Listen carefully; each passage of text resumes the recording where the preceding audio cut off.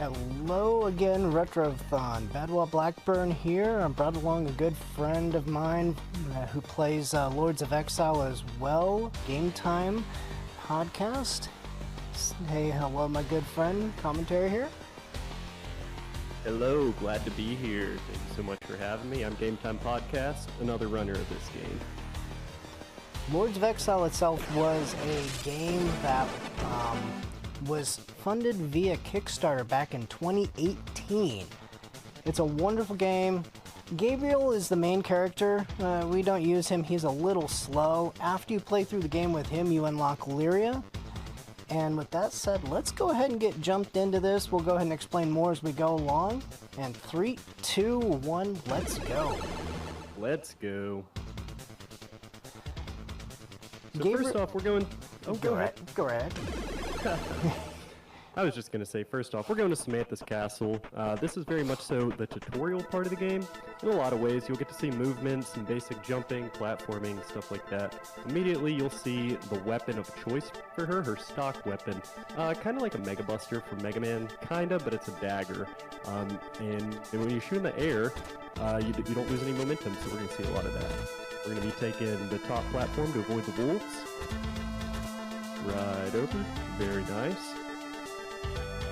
And the first enemy we're going to kill, just jump and pound, and he's done. We're speedrunning, so we're not getting that health. And on to the next room where we got to avoid the lanterns. Got one. And we should have 2 more purple guys. There we go, and down to the bottom. A well-timed double jump here will make you not take damage. Very good. And here we're going to shoot. And we hit the barrel, so we know we're on the right cycle. 2 jumps, and we made it a little bit further than the game wanted us to go. A little bit of climbing. Up the ladder, and jump. Oh, no jump. We just gotta wait on that now, and then we're gonna shoot some more purple guys.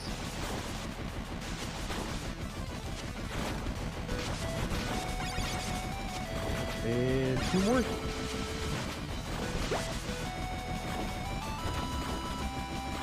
Very good.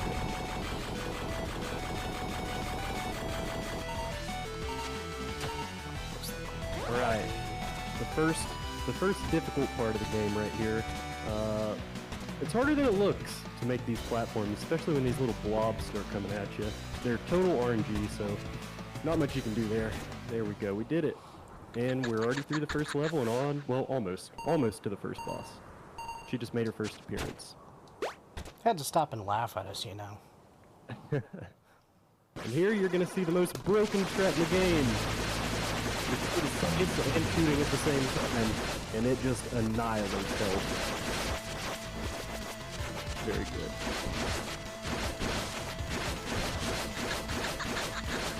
Couple more daggers, and now she's going to go into phase 2. Nothing like an Couple more hits, and she's done.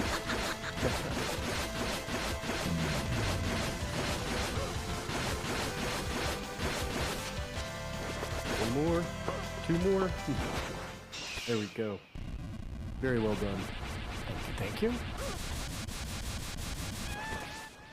I just did that, didn't I? That was a mistake. Oh, no. I meant to get out of the way of the fire, but that was... because usually I've got 2 more health there. Sorry about that, everyone. We will make that time up later. That's alright.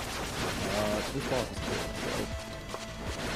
we'll be back out of here in no time. I do that too sometimes, weirdly enough, because in boss rush, that's definitely a thing. Yep, boss rush mode actually accelerates getting to the next boss, so... Yep. Whereas in the main run itself, you have the next... you end up having the next, you have to get the orb, so... I have had it though where I have ended up dying at a boss and had the orb come down and actually hit me while I'm on the ground and dead, and it goes to the next. So that is one small quirk that will happen on occasion. Let's see if we can get this this swag here to go ahead and make up a little bit there. Let's do it. You look good to me. Yep. Go for it. The box was in the right spot. Oh, and no. So close. Are we going to go for 2? Nope. Okay. Although I made the long jump. Very good. So, what Bedwell was going for there was a cycle-based movement that you can do where if you move quick enough, you can just blast through this first screen. It's very difficult, but you can do it. So here we're gonna be hitting a switch over here and then dropping the ladder. There we go. And the usual strat here is just damage boost, or try to not get hit too much. But he's good. He's got 4 health. Just enough health. He's got 4 health, and this is the first sub-boss. There's a handful of sub-bosses in the game. This is the first one. And it's pretty easy. You're just gonna double jump, kill that guy, and... oh. It's temperamental on whether or not it takes 1 or 2 for that second one on occasion. Yeah, that second one's weird. Most of the time it works if you just ground pound him, but sometimes they'll want to mess with you a little bit of health. Just a little bit. The one thing about this game, I don't want to curse it, but if you get hit while you're in the air, you're above like water or a pit or anything, you just die. There's nothing you can do. You will drop like a brick. Yeah. And hopefully that doesn't happen, but it might. That was a really good screen transition.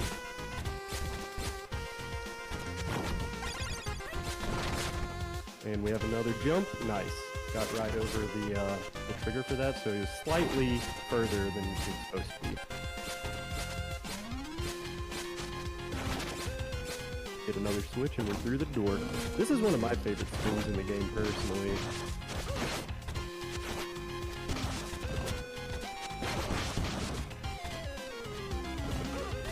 And we're in critical territory, but we should be able to make it. Yeah, you're good. You're gonna get health very soon, so just don't get hit, you're good. Yeah, I probably should go ahead and get it. Normally, if I was... Okay. Well, we will be without the scythes in this boss, which is usually having the scythes makes the boss a lot faster. But we can do it though. This will be no problem. We're gonna go for the small hop here though. Nice. Got it. If you're just a little bit off on that, then you just die. So that was really good. Does this guy have a name? Do you know? I have never known what to call this guy. Tiger? I'm not 100% sure on that. You'll see why now. He's the Tiger boss. That was really good. Good fight. Usually he'll end up dying on the left side before right around the time he changes, if you've got the full 20 scythes, because you can go ahead and get that drop for 10 more and end up having 30 and being able to do the alternating the way I do, and just shred him. Definitely. And here, the main strat we're going for here is we're just trying not to take too much damage. There's going to be some boosting here in a moment. It really saves time. So we're going to climb this. Ooh, very nice. I've been working on this screen as of late. I always go up on the green there, but so that was interesting to see. I didn't expect that.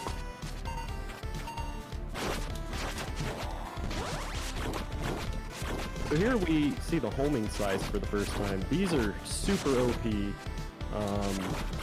because there's a lot of stuff that can kill you in this stage. There's spikes everywhere, arrows flying, but the scythes and the bats, those homing scythes with the bats really help here. Nice cycle, you made it, and jump down.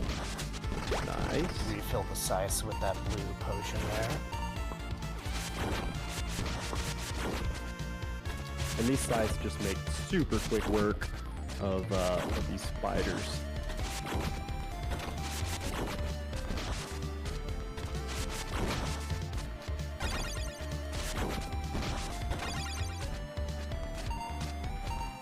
Very nice. We've got more than 4 health here, so we're good for this screen. Some strategic slams with health, with damage boosts. Get you through this screen real quick. These were those boosts I was speaking of. 3 boosts, 4 boosts, and nice. We still have 10 size, so we are in good shape.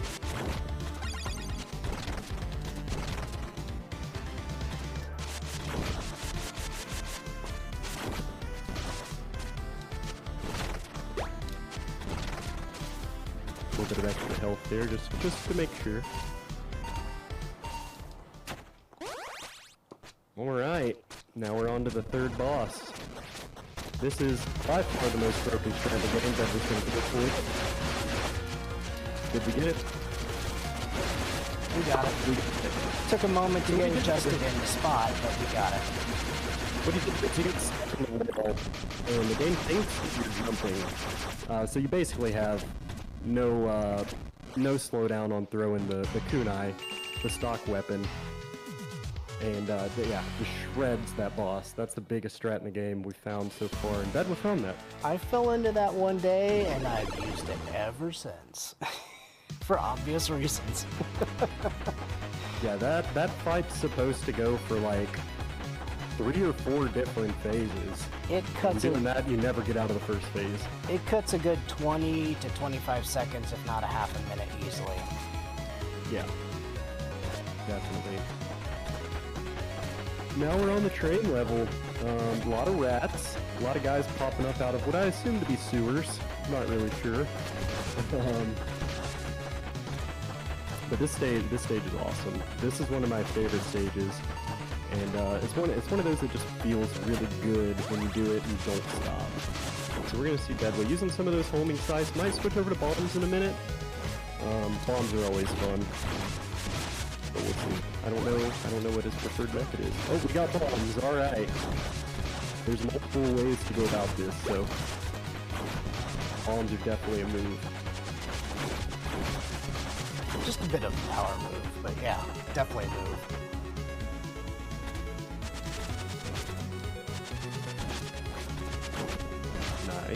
Nice. Also, those little fire pits he's jumping over are also instant kills. There are no iframes in this game unless you run into an enemy or something like that. But yeah, the whole game is Mega Man spikes. Usually you'll take those 3 out with a single bomb, but it just didn't quite. Ooh, he almost lost it right there. Nice. That's good.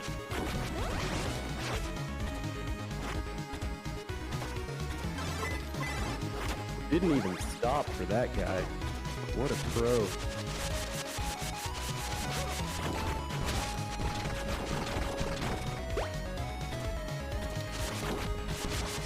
Alright, we are getting close to the end.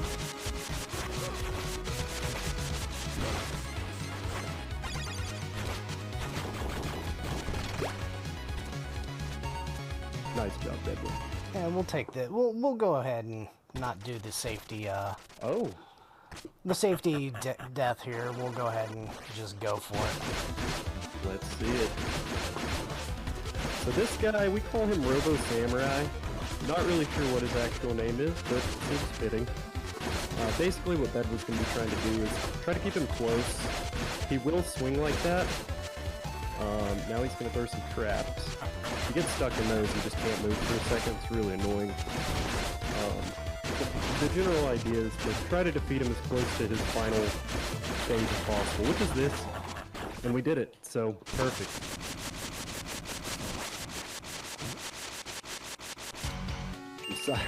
Some homing size for swag. Swag size. Alright, we're on to stage 5. Nagoro's Wrath. This is another one of those stages that just feels so good if you just do it without stopping. Yep. My controller went on and did a little bit of dirt. Every once in a while this level tries to dirt me out on occasion. There we go, we're back into it. There you go, you got it.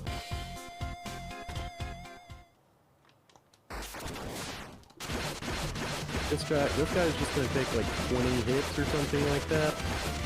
You know, Have a little sub-boss. I would swear if you get hit in the knee that many times, you should actually drop, but dude's a tank. This is another really cool part of this run.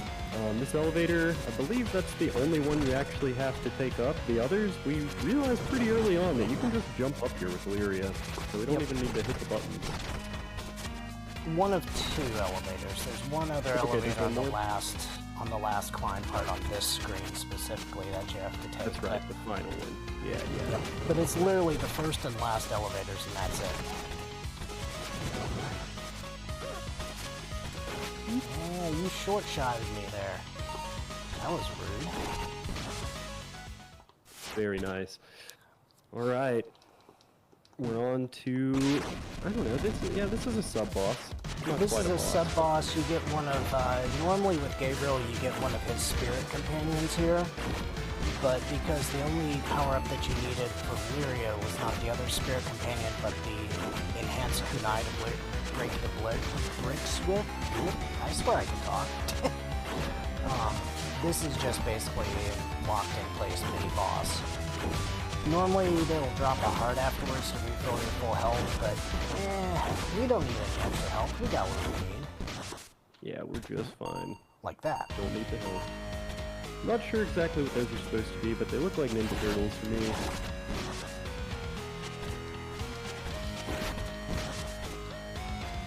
And as you notice, the gaps in the distance that the game asks you to clear just get bigger and bigger throughout the game. This is where they start to get really noticeable.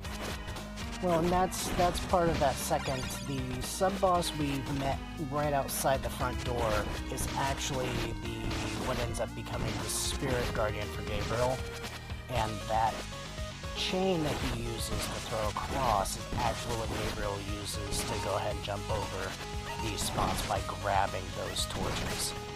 So this is, again, I did not know that. With our speed and our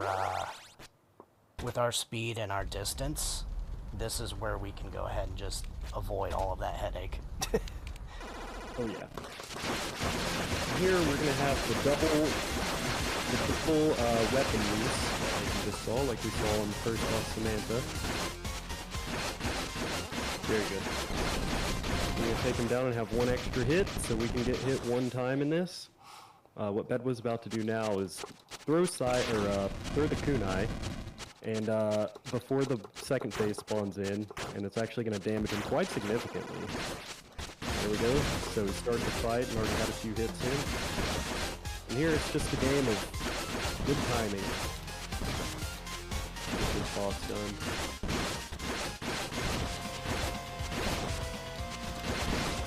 Speaking of bosses, just a little bit a month or two ago, or just after GDQ in January, Game Time and I actually passed back and forth the boss rush record, which is the reason why the bosses are so polished. The other half of it is that myself, I just over 2 weeks ago yesterday, I actually went on and got the 80% world record for Lyria myself by about 8 seconds.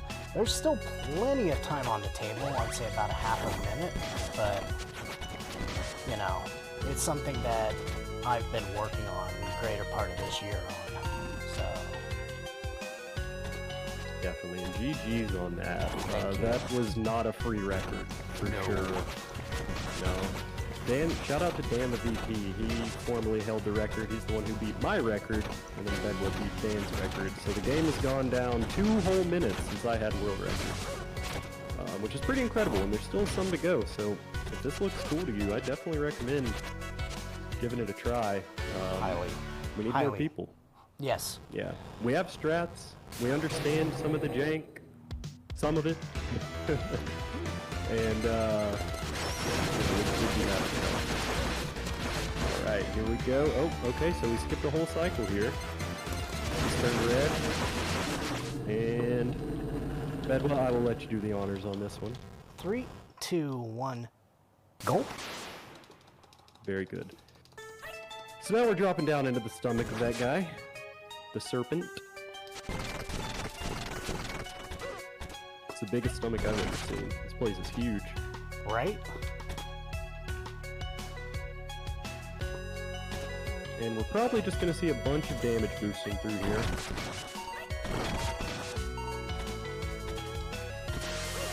You have to be a little bit careful. I'm going to have to get this heart on this campfire here, but... Yeah, props for going for that. Nicely done.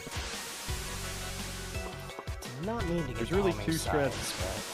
There's two strats you can go for there. One is either just jumping into the spikes and taking a quick death to refill your health, or going for that health up there. So there are options. And now we're just going to see a bunch of damage boosting, getting through all this.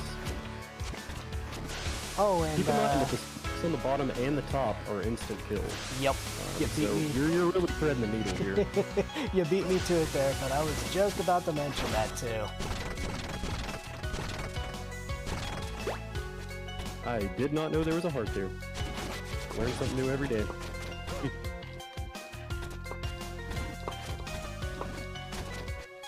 And we are Great climbing. climb. Meant to get that health, but we'll be fine without it. Yeah, you should be okay. Here we are going to see the triple hit. This is a Deadwood special as well. Deadwood found this too. You can get 3 hits. It's very evident that you can get 2, but it is not evident that you can get 3. And it's near frame perfect. It's pretty close to it. It takes that boss down super quick. Yeah, Parasite is my swag. I love Parasite as it's my boss. Let's put it that way. Literally Deadwood's boss. Yeah. All right, Now, moving along. Already to stage 7. My favorite track. Yeah, it's so good. This one is Twilight's Edge. The music in this game, it has quite the pedigree at that as well. The title track and credits are by Yuzo Koshiro, and then all of the game tracks are by Dominic Ninmark and Pentagram. So the game itself, music-wise, is just banger after banger after banger. I couldn't agree more.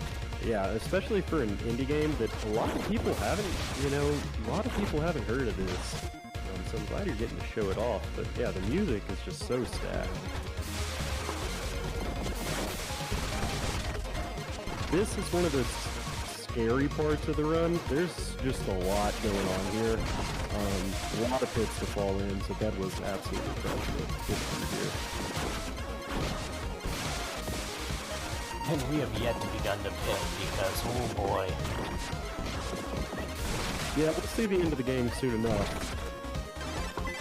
Gonna jump in that little store. There's little stores scattered across the game where you can get health and slice and stuff like that. Huge bonus. Definitely slower in a speedrun sense, but sometimes, you can route it that way and jump out of getting those, the better you get. But that was a smart move for sure. And sometimes, depending on where your respawn point is too, it's faster just to go ahead and grab the health from the fireplace than it is to go ahead and take the death. You know, it's just, that too is kind of boils down to understanding the game and the routes. So, Yep. Speaking of, this is a good one to always get because then you get our little shield. And oh, that was a misstep. That's okay. Didn't get that second jump off the way I should have been. Yeah, we're gonna grab those again. Those really help. Thankfully, it's close to a respawn point. That's not as critical as it would be normally. Definitely. There's just so much going on that can kill you here. You're like jumping on these moving platforms. The enemies are shooting in all different ways. There's floating wolf heads. All sorts of stuff. This is where the game gets really tough. And as far as I know, there is not a deathless run of this game yet. Not that I know of. Yeah. Good old We are Issa. on to the 7th boss. Yes, Issa. That was going to make short work of this boss. This is by far probably the most work we've put into this game, boss-wise, is this boss. We finally sort of cracked the code. This guy boss will just wreck you. This guy is RNG personified, let's put it that way. You can manipulate his patterns to a certain amount, but not much. And if he gets off the side of the screen, you want to kind of bounce him off the edge of the screen so he does not go off the screen, and then you're not able to see where he's at, period.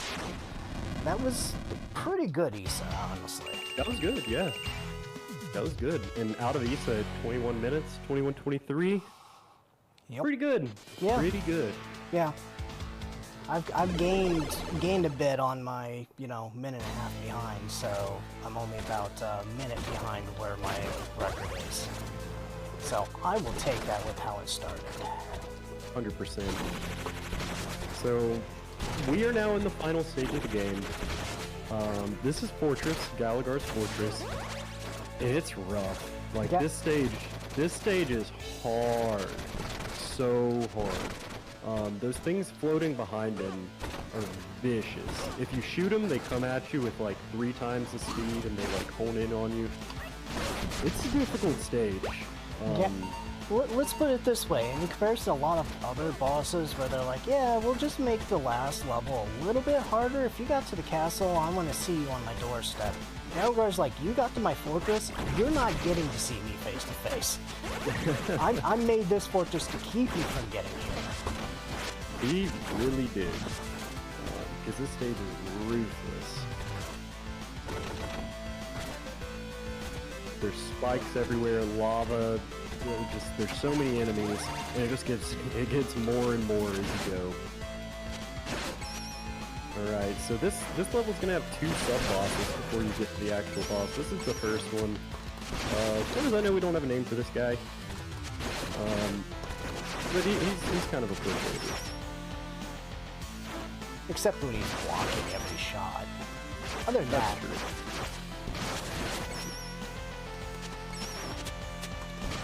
giving me more jumps than he is. Yeah, he is really trolling you right now. There we go. We still have 6 sides, so...